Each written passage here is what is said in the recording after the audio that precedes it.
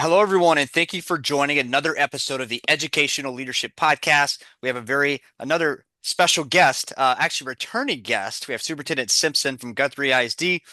And Superintendent Simpson, thank you for joining us today. Thanks for having me, Gary. It's always a pleasure to be on here.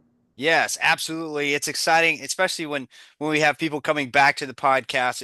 It shows we're doing something right. We do want to give one shout out to our sponsor before we get started, though. We have a sponsor, Ideal Impact. Ideal Impact's giving away funding to public education. So if your district needs unrestricted funds, reach out to Ideal Impact. They've given away billions of dollars, and it's just an amazing program they have. So if your district needs funding, reach out to Ideal Impact. Okay, Superintendent Simpson, just so we can catch up a little bit, could you I know we've talked before, but just so our new listeners learn a little bit about your background, could you share about your background a little bit? Sure.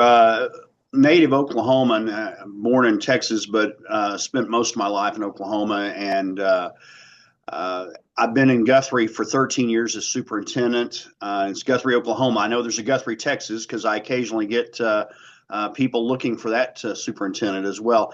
I spent time as a teacher and a coach, and actually started my career in public education at Sam Houston State University in Huntsville, Texas, as an assistant basketball coach. But then coached at the high school level, taught a couple of places, and then went to Stillwater as athletic director, assistant superintendent in Ponca City in far northern Oklahoma, and for the last 13 years have been here in Guthrie as superintendent, and got had a whole lot of fun with this place. But it's been a this was a district that had struggled with facilities, and we're now on the cusp of suburban growth, and so trying to prepare for that. Awesome, awesome. Thank you so much for sharing that. Um, we have a lot of listeners that are we got new listeners every month, and so let's everybody know. And then as far as the size of the district and the community, could you talk a little bit about that too? Yeah, our district has about 3,500 students, and we are just on the north side of Oklahoma City, just north of Edmond, right on I-35, and we are that's where we're starting to experience that suburban growth with a lot of homes being built and things like that, and trying to prepare for that. Have about 460 staff members, both certified and support, and starting to see some of that growth that we've got to be prepared for. Got it. And sorry, how many students again? 3,500, and 3,500. the community the community is about 10,000 or 11,000 people, but the county is much has about 50,000. So quite a difference there, and that just kind of shows the growth that's coming our way. Got it. Got it. And as you know, on the podcast, we're sharing the good word around public education, and it's straight from the superintendents. There's no middle group or person or whatever. Sorry, I mean, if people want to know exactly what's going on in public ed, this is the place to go because you hear it directly from the superintendents. So there's a lot going on in public ed. I'm kind of curious what's on your radar these days. Well, there's not anything political going on in Oklahoma at all. Yeah, we've got a whole lot of interesting things happening in our state with our between our state superintendent and the state legislature, the governor. And I follow what's been going on in Texas as well. But we've got we have really been charged politically. Education has been, and so it has been quite a challenge among the superintendents of the state to shelter our staff and our students from becoming political pawns. And that has truly been it's worn on all of us. Just recently I was in New Orleans at the National AASA conference, and listening to my colleagues both from not just from Oklahoma, but also Texas and Ohio and Oregon and places like that. And it appears that the the greatest political charge in public education seems to be more probably in Oklahoma right now. And I think we have a state superintendent who it appears is seeking higher office and using a lot of ideology to get there, and that's something that I know we feel like we can't focus on ideology. We've got to focus on educating kids and not playing politics in the process, and that's become quite a challenge for us. Makes sense. Makes sense. Um, so what's happening at the district? Tell me something. What's kind of new happening? What's on the horizon? Well, we just last week cut the ribbon on a new elementary school. And so that we're on spring break this week, but we are moving into that elementary school over this week. And so that's an exciting thing for our district because it prepares us for the growth that I was talking about, but also it takes what I would consider our worst facility and takes it offline. And then the wrecking ball will go to that shortly after spring break, and that will magically transform into a parking lot and playground that will serve the new building. And so it is absolute state of the art for our students. And I'm a big proponent that facilities matter on the quality of education you can deliver. The teacher is always the most important thing for the quality, but the facilities do matter in giving teachers the tools that they need to work the magic that they're capable of doing with our students, and that's something that that building has held us back from a lot of and it was built in 1950, so it's 75 years old, and was in disrepair and lots of other things, and so getting and watching the kids walk into that as we gave them an open house a little over a week ago was possibly one of the most rewarding things I've been able to see as a school administrator, because you give a second and third grader a tour of a brand new facility and know that that's going to be their home, and that if you didn't get charged up watching that, then you don't have a pulse. That's awesome. So the new facility, is that because you guys are expanding, or is that because you're just upgrading, or?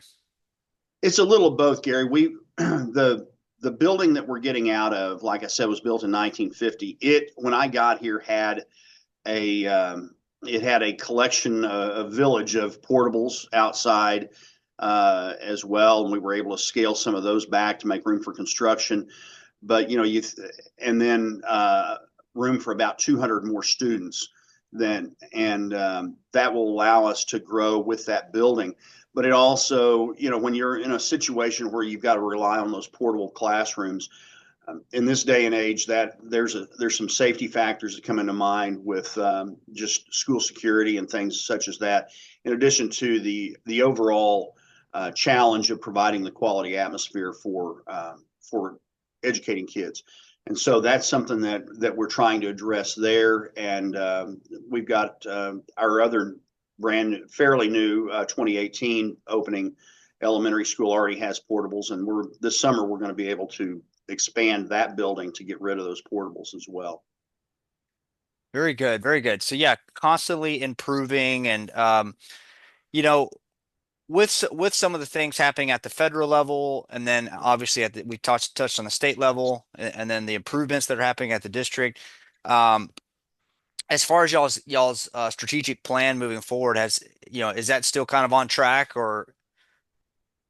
It is, I try not to. I try to keep everybody's feet on the ground with regard to a lot of the political rhetoric that's going on at the federal level, because I think at the end of the day, regardless of what the Department of Education looks like or doesn't look like, I don't think any elected official is going to take free lunch from kids that are living in poverty. I don't think they're going to defund special education. I think sadly, the Department of Education, I think is largely the issue there appears to be with this current administration, the DEI and Office of Civil Rights Enforcement items that seem to be really at the crux of all this. And so that's where I try to reassure our staff that you know, get past all of the fanfare. Don't get too worried about that, and instead let's educate our kids, and I think everything will take care of itself.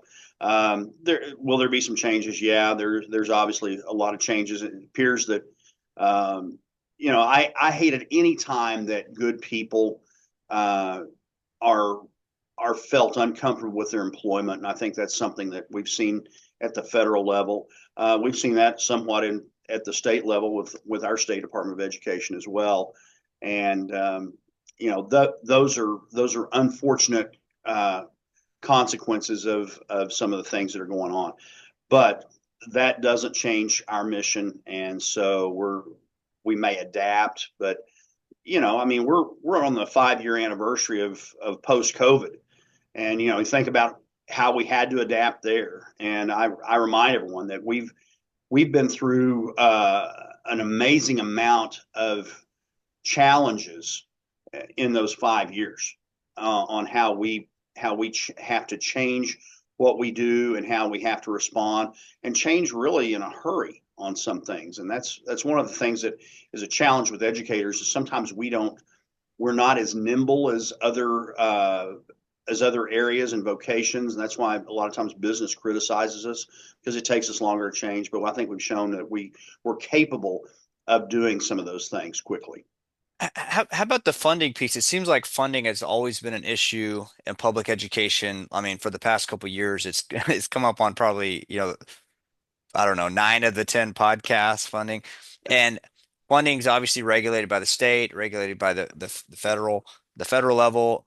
And then obviously some of the things happening are related to finance, right? Financials. And then of course you look at the financials on the taxpayer side, and then you look at and then you look at the financials just on funding provided. Any thoughts on how that could impact school districts from a funding standpoint? Because it seems like it could come from a couple of different directions. One, if the taxpayers have more, you know, uh, income, through all, when this is all, when you get past all this stuff, it could be a positive, but at the same time, if there's more. I don't know. It seemed like it was always an issue, and there's so much changing happening. I'm just wondering, yeah, if you think it's going to be good or to be determined. Well, the I'm in year 34 of public education, and I can remember when I was student teaching, um, Oklahoma was essentially 48th, I think, in per pupil expenditures, and that's about where we are now. So even though we've had some times where we were much higher than that, but funding has always been a challenge in Oklahoma because we're a populous state, and that has been that way ever since statehood, and so that getting past that locally in our region, we're heavily reliant on federal funding in our state, and so in from the Oklahoma perspective, the greatest concern is if the federal funding moves to a block grant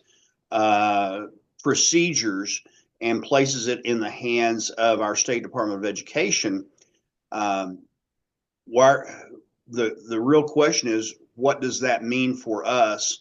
And I'm wary of whether or not that will be beneficial to us because we are, for better or worse, and in my opinion, for worse, we are leading the charge of school choice. And so, does that mean more federal money that is diverted to private schools? And if there's so much of the pie to take, it's got to come from somewhere, and it would come from the public schools. And so that's where the real devil being in the details sits when it comes to the changes that could happen with the federal level and the funding. And it's anytime you Well, one of the good things about public education or the Department of Education is it has taken the local politics out of it and has funded that essentially from a politically agnostic position, and that could change dramatically if it's relied on by the states and by either the governor's office, the state legislature, or just entirely with the State Department of Education in each state. It seems like a lot of the states, and I am not an expert in this by any means. That's why I'm learning on these podcasts more than anything. It seems like the there's a an affinity to let the states make their own decisions based on what I'm observing from my lens, right? From what I'm seeing. You think that's going to be the case in this scenario where the states get to kind of do their thing, or you think they're going to be kind of directed to do this block style that you mentioned? Well, the block grants will largely be administration of that will largely be left up to the states if it goes in that direction. So the states will be in control of that with much less direction from the federal government than they currently receive. And so the concern again is the it's like I tell some of our legislators, that they preach local control until they see something they don't like and then they want to regulate it. Local control can involve things where you may not like the way it's regulated at the higher level. Well, focusing more on the local level and the things that's in a state, uh, then politics will play a part of it because whoever, however that money is distributed, if the framework is much broader on what the discretion is to administrate that money, then the people that are elected are then left to their to maybe taking care of their own supporters versus and their support base that got them elected versus doing what's best for the greater good of the state. And that's a concern that I think anybody should have, whether you're in Oklahoma or in North Carolina. Okay, okay. Yeah, just I guess it depends on, how much faith you have in your state government and Well, what it the it, yeah. it politicizes things, and while I think the case could be made that the Department of Education has been politicized as well, I think that there's a greater chance for more politicization at the state level. Got it, got it. Yeah, so it takes whatever belief system of a certain group and their perspective and biases or whatever and just Yeah, depending I mean, yeah. Gary, the best example I've got in Oklahoma is we have our state superintendent has sent um, the quote unquote Trump Bible to every AP history class teacher and wanting instructions on how we're going to administer that. And that's not a part of the AP curriculum, but uh, that is an example of politicizing the beliefs of his political base and invoking that on attempting to invoke that on curriculum Got it, at got it. $55 a Bible. Okay, okay. So there's some curriculum influence there as well. Okay. Attempting. Mm-hmm. Got it. Okay. Well, never a dull moment in public education, right? Yeah, very interesting. So, yeah, there's a lot of changes happening, and it'll be interesting to have this. Hopefully, you can come back on here in a few months, and we just kind of see where things are at and see what the latest is. Because it's funny, we were doing these podcasts back, I think, during the middle of COVID, right, or right after for sure. And it was just amazing what was being talked about then, and then what's being talked about now. And then, I'm sure 2 years from now, 3 years, it's just going to continue to evolve as we go and hopefully evolve in the right direction to where the mission is accomplished faster and efficiently and students become, prepared for life and the workforce and able to provide for themselves. I guess that's kind of as long as that's moving in the right direction, that's all that matters, right? Hang on, it's a wild ride. Yeah, absolutely. Well, I know we're running short on time. Any thoughts or anything for other districts out there or listeners when it comes to public education? Because you do have different perspectives and things that are shared that aren't always factual. Um, you know, this podcast allows people to hear directly from the superintendents, obviously. Anything you want to share out, just your perspective on what you're seeing and Well, I know that vouchers have been a hot topic in Texas, and I know a lot of your listeners are from Texas, and we've already been through this. Just get ready because I, I think our what you can point to from Oklahoma and also previously from Arizona is that it's going to cost more than you anticipate. The private schools in Oklahoma have largely raised their tuition this by the same amount that the voucher was. So it's, in my opinion, it does not move the needle for allowing children of poverty to attend private school. I think it's a way for private schools to raise their tuition and also a way to supplement for the cost for people that were already attending private school. And I think that's and if there's again just so much of a piece of the pie, then it's got to come from somewhere, and it's either coming from what the allocation would be for public education or what it would be for roads and bridges and state services and things like that. And so as this thing as this ideology moves forward, I think we've got to be very careful because it is a slippery slope. And we also have a Supreme Court case that is going to be heard early this summer about allowing a charter that is sponsored by the Catholic Church, and that's an Oklahoma case that is another slippery slope that I think we've got to be very careful about as we look at public education and what the definition of it is and how it's changing.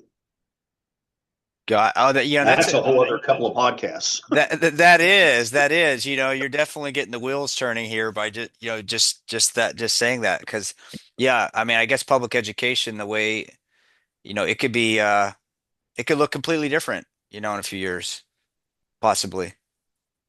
Not necessarily for the better either, unfortunately. Yep. Um, well, great. Well, to be continued. We'll continue that conversation here soon. Shameless teaser. There you go. All right. Well, thank you so much, Superintendent Simpson, for being on the podcast today.